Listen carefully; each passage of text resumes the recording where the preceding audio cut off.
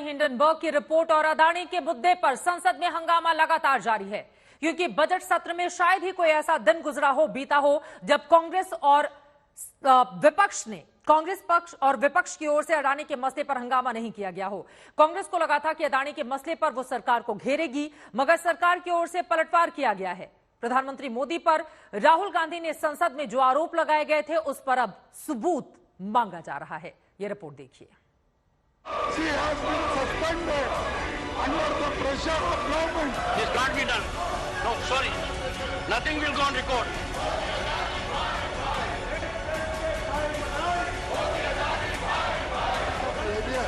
It is shown to the rest of the country and the world.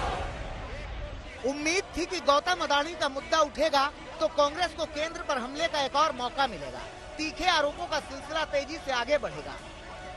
लेकिन अब संसद में बाजी कुछ पलटती सी नजर आ रही है। राहुल के एक एक हमलों को लेकर सरकार की ओर से सबूतों की मांग की जा रही है।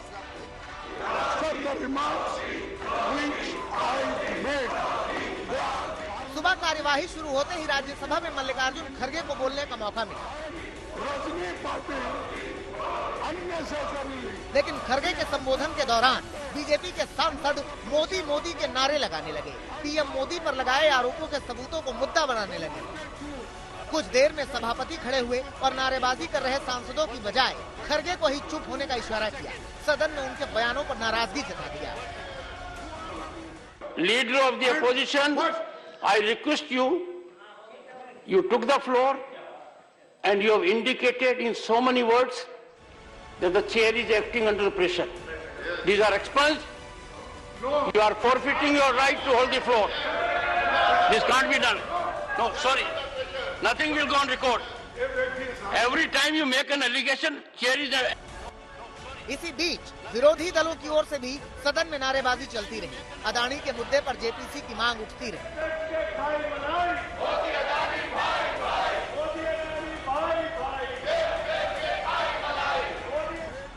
लेकिन इस मांग के बीच बीजेपी राहुल गांधी से माफी की मांग कर रही है। गलत आरोपों का दावा कर कांग्रेस पर हमला कर रही है।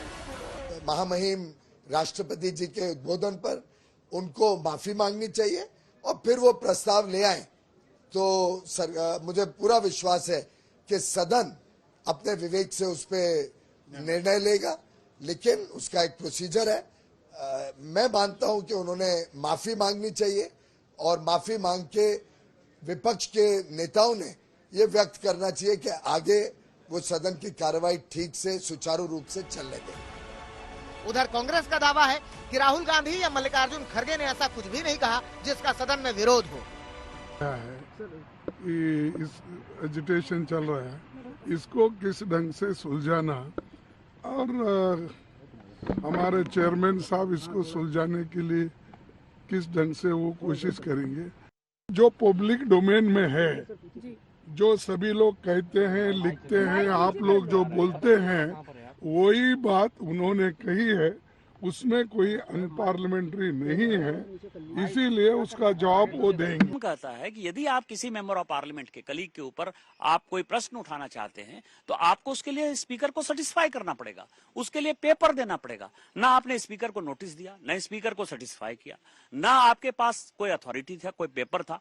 तो आज जो है मेरे प्रिविलेज पर लोकसभा सेक्रेटेरिएट ने उनसे जवाब मांगा है। 15 फरवरी तक मुझे लगता है कि उनके पास एक भी पेपर नहीं, क्योंकि झूठ का पुलिंदा था, उठपटांग बातें की, बकवास बातें की, घटिया मानसिकता से उन्होंने उन शब्दों का उपयोग किया। उन्होंने देश दुनिया में जो है माननीय प्रधानमंत्री जी की इमेज के ऊपर जो है आघात किया है, और उसका जो प्रतिफल होगा कि उनके पास जब जवाब नहीं है तो उसमें उनकी सदस्यता जाने की पूरी संभावना।